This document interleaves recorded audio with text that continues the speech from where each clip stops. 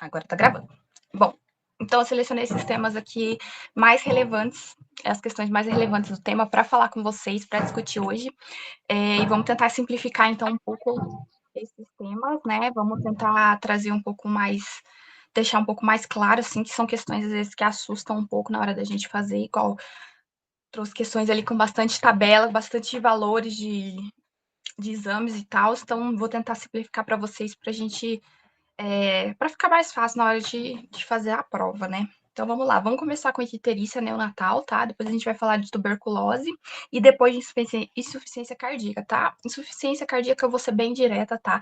Porque não é muito padrão do INEP cobrar insuficiência cardíaca. A gente colocou esse tema aqui para falar com vocês, porque na última prova teve uma questão de insuficiência cardíaca, mas se vocês repararem naquele material das questões, eu só separei 3 questões para vocês. A da última prova, uma de 2015 ou 2016, não lembro, e de 2011, para vocês verem quanto tempo fazia que não caía insuficiência cardíaca, né? Mas como foi cobrado na última prova, acho que é importante a gente relembrar uns pontos assim que eu acho que mais que podem vir a se aparecer, vocês já matarem a questão, né? Então, vamos dar início, então, com pediatria, com icterícia neonatal, um tema bem prevalente que o INEP gosta bastante, tá? Então, vamos começar. Aqui, a primeira questão do material de vocês, eu trouxe essa questão aqui, que é... Tá mudando? Agora sim. Pelo visto, a gente tá tendo um delayzinho da internet. Mas vamos lá, qualquer coisa vocês me avisem, tá, gente? Se ficar muito ruim. Vamos dar início às nossas questões. Aqui, uma questão do INEP 2025.1, a prova retrasada. Ele traz um lactente de 40 dias de vida, do sexo feminino, e ele é levado para consulta por sua mãe. A criança tem história de icterícia e colúria progressiva desde a segunda semana de vida. Está em aleitamento materno, com boa aceitação e ganho ponderal. Está engordando o bebê. Porém, regurgita muito. A mãe relata que as fezes do bebê estão muito claras. Então, ó, 2 dados muito importantes que a gente já tem nessa questão: icterícia, colúria e acolia. O exame físico revela paciente em bom estado geral, eutrófica, fígado de consistência firme, não nodular ou doloroso a 3 centímetros do rebordo costal, baço a 1 centímetro do rebordo costal esquerdo. Lembrando que numa criança até os 5 anos de idade, a gente vai conseguir palpar o fígado, tá? Então, palpar o fígado numa criança até os 5 anos de idade não quer dizer nada patológico, não quer dizer sinônimo de doença, tá bom? Aí, a partir dos 5 anos, o fígado não deve mais ser palpável. Se a gente palpar, a gente está diante de uma hepatomegalia, tá? Dentro em vista essa situação, assinale a alternativa que contém, respectivamente, a principal hipótese diagnóstica e a conduta adequada para o caso. Gente, seguinte, aqui ele tá dando que tem um bebezinho, 40 dias de vida, que tá amarelinho, e a mãe também refere a presença de colúria, né? As fezes estão com cor, as urina está com cor de Coca-Cola e a colia, as fezes estão esbranquiçadas. Quando acontece isso, a gente está diante de uma síndrome colestásica, está tendo algo obstrutivo, né? A bile não está conseguindo passar para as fezes, né? Lembra o que dá a cor ao cocô, né? As fezes é a bile, né? A bilirrubina. Então, como está tendo uma obstrução ali, essa bile não consegue chegar e colorir essas fezes. E por aumento, né, da bilirrubina direta, acaba que isso está acumulando urina, né? E por isso que a urina fica, né, com essa cor de Coca-Cola, né? Ela está sendo pigmentada pela bilirrubina direta. Então, aqui a gente já sabendo que é uma causa obstrutiva, a gente já vai se guiando. Por quê? Uma icterícia não obstrutiva não vai gerar colia e não vai gerar colúria. Então, aqui a questão ele já deu para a gente esses 2 sinais, então a gente já tem que diretamente pensar numa icterícia obstrutiva, né? Algo está obstruindo, né? Que não está deixando essa bile ir para o intestino. Então, vamos lá, vamos olhar as alternativas. Letra A, icterícia não obstrutiva prolongada com bom ganho ponderal, solitar gama-GT e aminotransferase. A gente já desconsidera essa porque a gente já sabe que é uma icterícia obstrutiva. Aí vamos lá, letra B. Icterícia obstrutiva, beleza, até aqui ok. Prolongada por doença metabólica. Substituir leite materno por fórmula e solicitar a função hepática. Não me parece muito legal. Aqui acho que algo metabólico não estaria dando esse quadro. Vamos olhar as outras. Icterícia não obstrutiva prolongada, a gente já elimina ela, mas vamos continuar. Relacionado ao aleitamento materno, com evolução benigna, adotar conduta expectante. Não, não é essa, porque a gente já sabe que ela é obstrutiva. Se fosse relacionado ao aleitamento materno, não obstrutiva, esse bebê não estaria tendo a colia, ele não estaria tendo a colúria, ele estaria tendo os vômitos ali, né, após as mamadas, leite talhado, igual, por exemplo, numa estenose hipertrófica do piloro. Aí, letra D, icterícia obstrutiva prolongada por atresia biliar, encaminhar a criança urgentemente para avaliação diagnóstica e tratamento. Gente, essa aqui é perfeita, porque a atresia biliar é a causa mais comum de icterícia obstrutiva no recém-nascido. Então, sempre que a questão de trazer um quadro de um lactente que está vomitando e ele tem acolia, icterícia e colúria, você já tem que pensar em atresia de vias biliares, até que se prove o contrário, tá? Porque é a causa mais comum, tá? E é um quadro obstrutivo. Então, assim, falou isso, você já tem que pensar nisso, tá? Já tem que pensar na atresia de vias biliares. E a conduta, sim, é uma conduta cirúrgica, tá bom? Vamos dar uma olhadinha agora nessa letra B. Aqui, a letra B, doença metabólica até poderia dar uma colestase em si, tá? Mas não ia explicar essa acolia e essa colúria típica, tá? Então, por isso que a nossa mais correta, que faz mais sentido aqui é a letra D, por conta, né, que a atresia de vias biliares, né, por ser uma causa de icterícia obstrutiva, vai dar esses sinais clássicos, acolia, colúria, icterícia, o bebê vai estar amarelinho e ele também vai estar vomitando, regurgitando, né?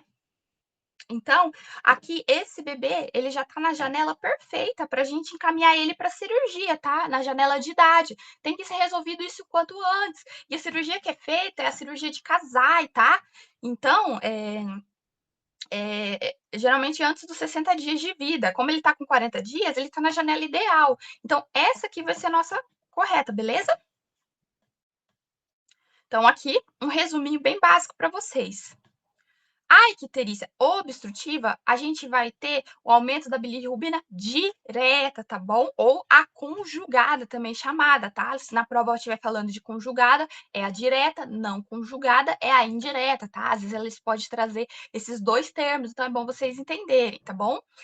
Outro ponto importante, a bilirrubina indireta, ela não vai causar colúria nem acolia. Então, quando estiver falando de colúria e acolia, você já tem que associar que isso está sendo causado por uma bilirrubina direta aumentada. Então, isso já te leva a uma causa obstrutiva, já te leva a pensar que é uma causa obstrutiva, né? E no lactente, né, a principal hipótese, a primeira coisa que a gente tem que pensar nesse quadro é a atresia de vias biliares, tá? É uma doença, é uma patologia que o INEP gosta muito. Então, se a questão te der isso, você já vai direto localizado a isso, tá bom? Atresia de vias biliares.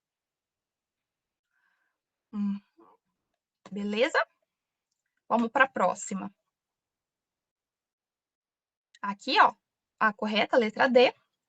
Então, vamos agora para a questão 3. Essa aqui, a questão 3, eu tive que colocar em dois slides diferentes, tá? Porque ela era gigante para poder mostrar para vocês as tabelas e tudo, tá?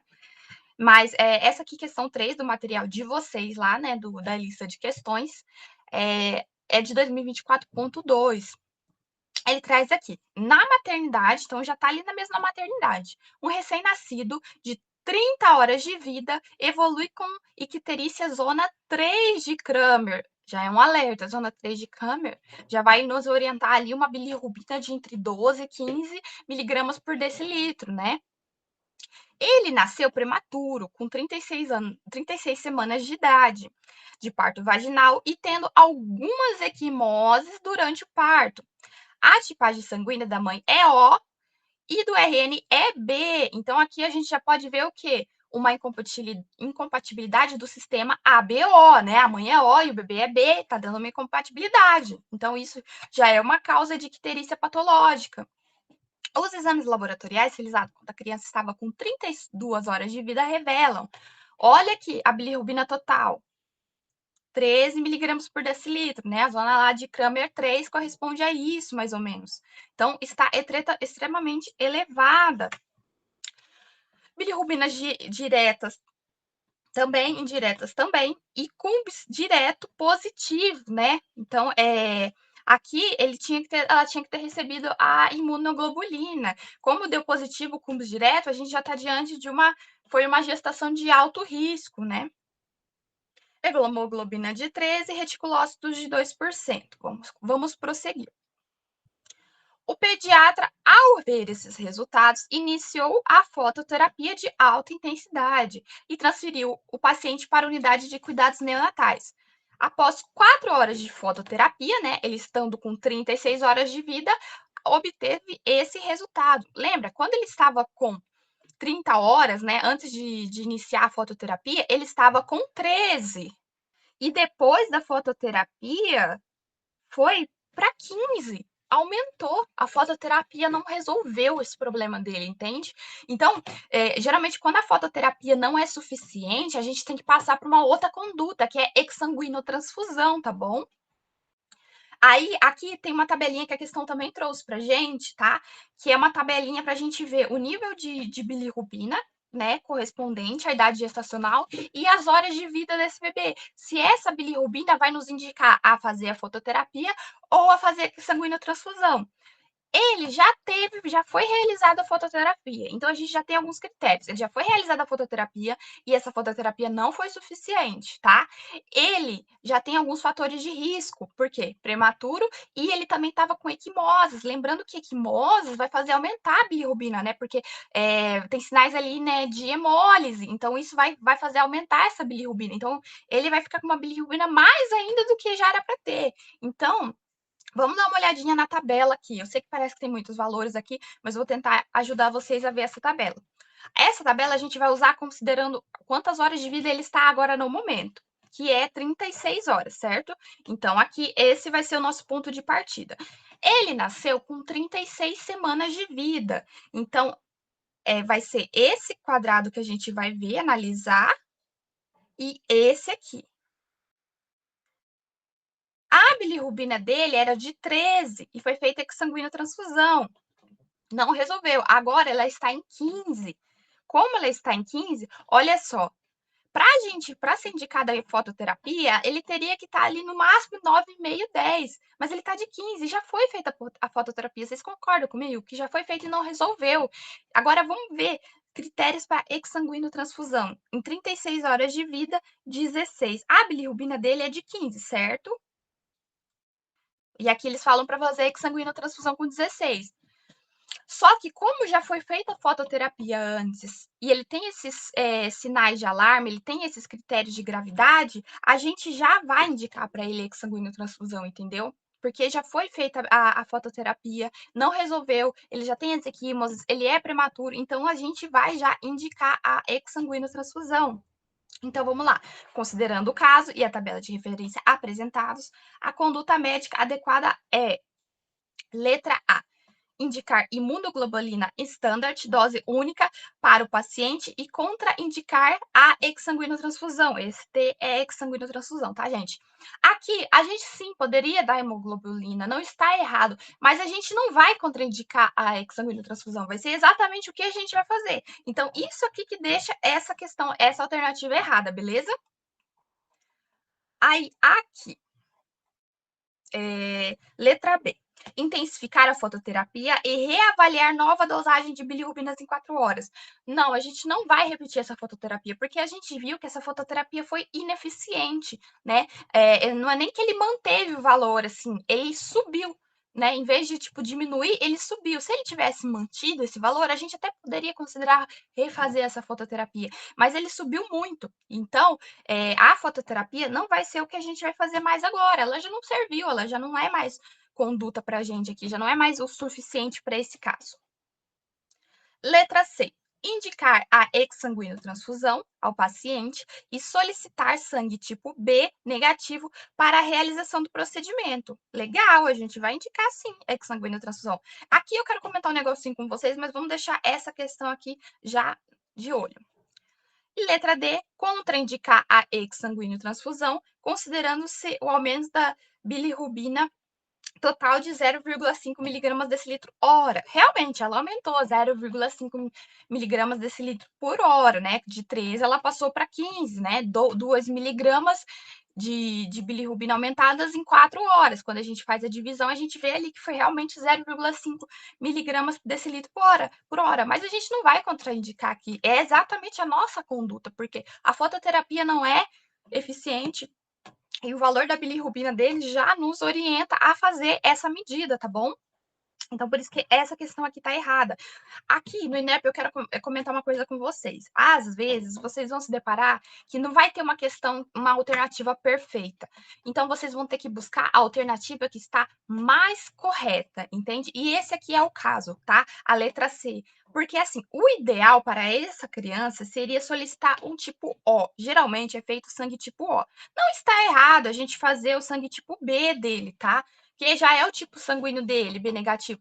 Só que o correto, os protocolos orientam o tipo O, tá? Então, por isso que é meio relativo. Mas no INEP é assim, não dá pra gente ficar brigando com a questão sempre, tá? Porque se a gente brigar com a questão, a gente não faz nada.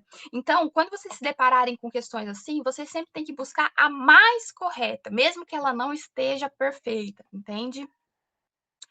Então, seria mais ou menos por isso, tá bom? Então, por isso, o nosso gabarito é a letra C. Vou tirar aqui minha caneta do tablet. Vamos para a próxima questão aqui. Então, tá, letra C correta. Aqui a tabelinha tem bastante informações, mas a gente, né, destrinchando ali a alternativa, a gente já vai vendo mais ou menos ali o que a gente precisa fazer, né? Apesar daqueles terem dado valores de bilirrubina direta, indireta, aqui para essa tabelinha, ela quer a bilirrubina total, tá bom? E aqui eu trouxe para vocês as zonas de Cramer, tá? Vocês viram que para fazer aquela questão vocês não precisariam decorar, porque ele tanto, além dele dar as zonas de Cramer, que era a zona 3, ele dá o valor, né? Aqui 12, mas é entre 12 e 13, ali entre 12 e 13, né, miligramas por decilitro. Então, ele já te deu o valor, você não precisa decorar, entende? Mas é preciso que você entenda que aqui, né, na zona 3 de Cramer, a gente já tá, né, com essa icterícia já chegando aqui aos joelhos, lembrando que a icterícia, ela é cefalocaudal, ela inicia aqui na cabeça, depois ela vai para o tronco, depois ela vai para o hipogastro, região do joelho, depois ela vai para as perninhas e, por fim, nos membros, né, zona 5. Quando chegas aqui nos membros, já está extremamente grave, né? Então, trouxe aqui para vocês dando uma olhadinha, mas geralmente todas as questões já trazem tanto as zonas de Cramer e quanto que tá a bilirrubina total, tá? Lembrando que a zona de Cramer aqui vai ser referência com a bilirrubina total, tá? Não é especificamente direta ou indireta, e sim a total, beleza? Então tá bom, vamos lá.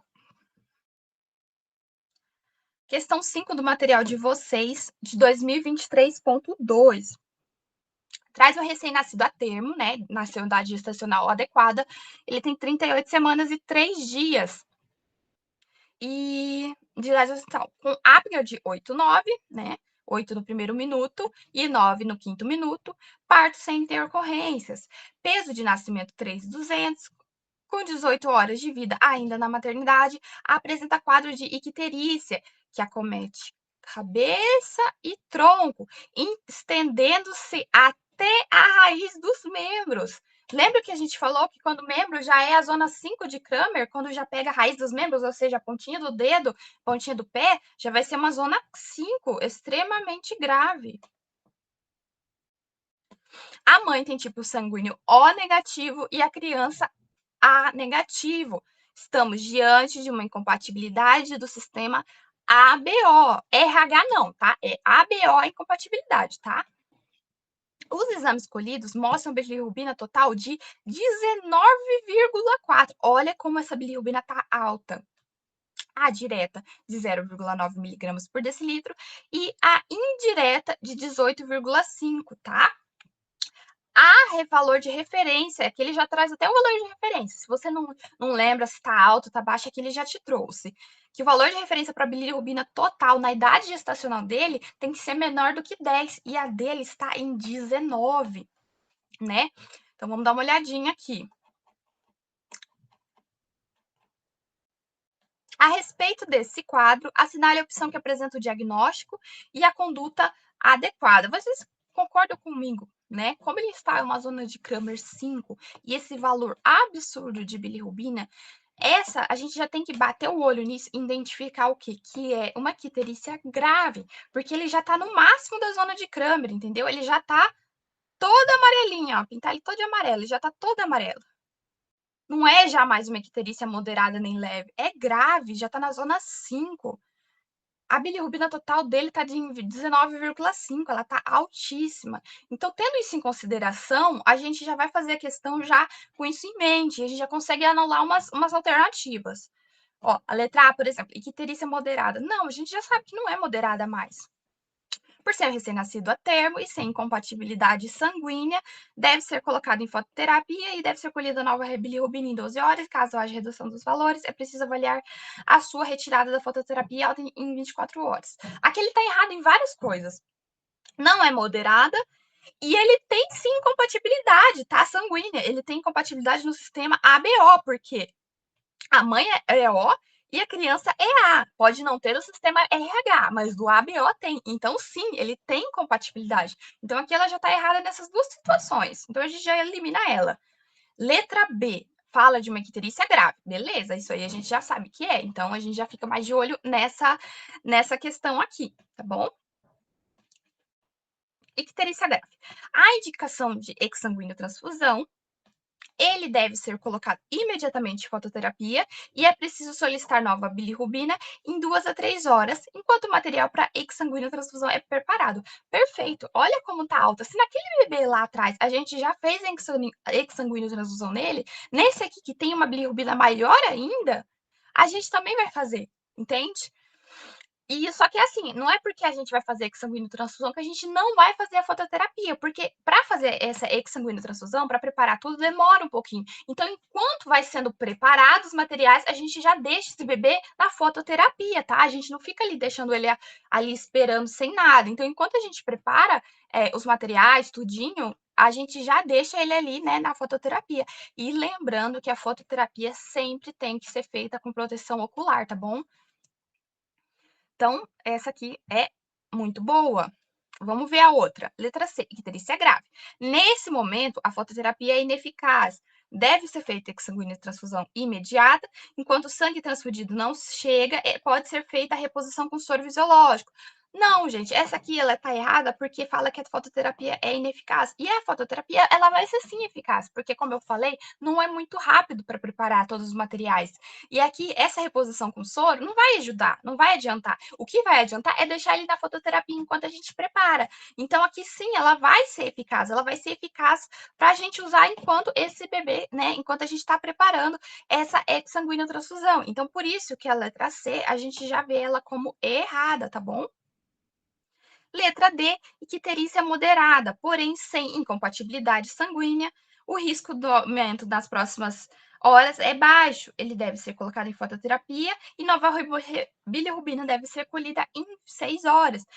Errado por ser moderado, errado por falar que tem incompatibilidade sanguínea. Essa aqui também é bem parecida com a letra A. Então, a gente já elimina já, só sabendo classificar essa icterícia entre moderada e grave, a gente já elimina ela aqui, tá bom? Então,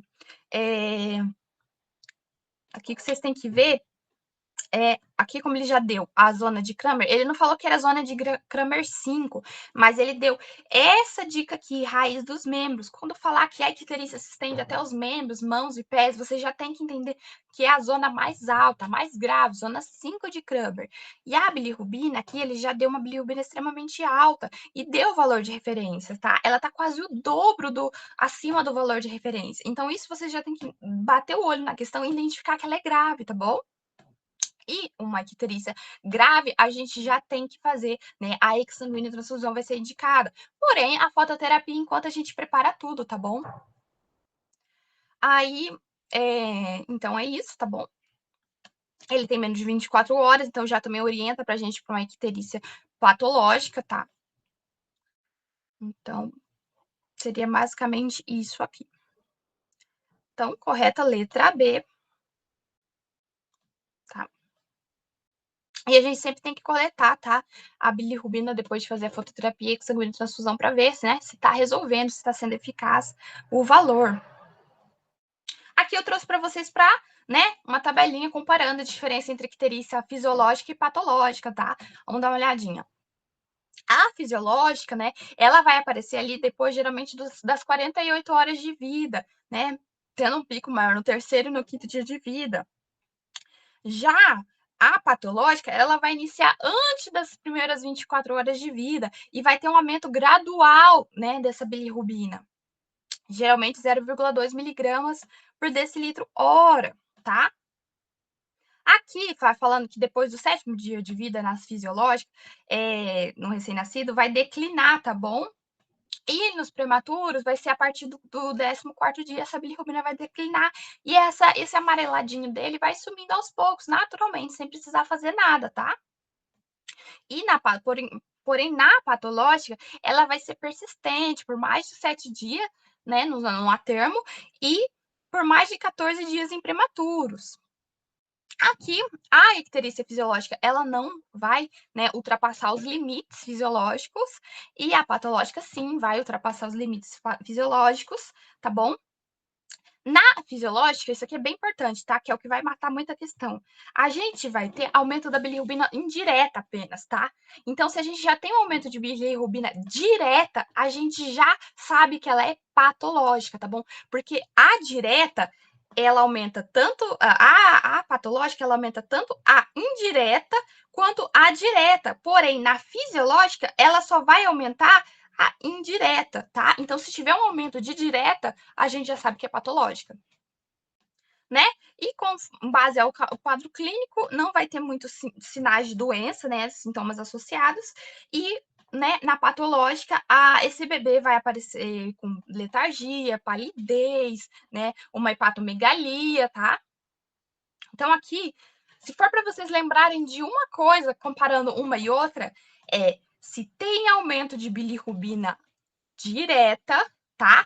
Ou seja, se fala de sinais também de acolia ou colúria, você já tem que identificar que é patológica, porque a icterícia fisiológica só aumenta a bilirrubina indireta, entende? Então, se for para vocês lembrarem de uma coisa, lembrem disso. Isso já vai ajudar muito vocês, tá bom?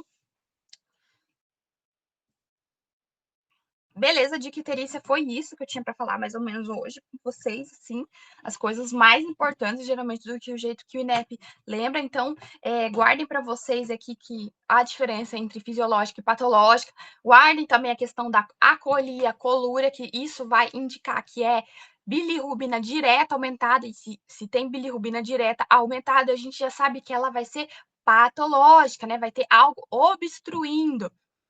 E a causa de obstrução, de icterícia obstrutiva em um lactente, um recém-nascido, sempre vai ser a primeira coisa que vocês têm que pensar em atresia de vias biliares, tá bom?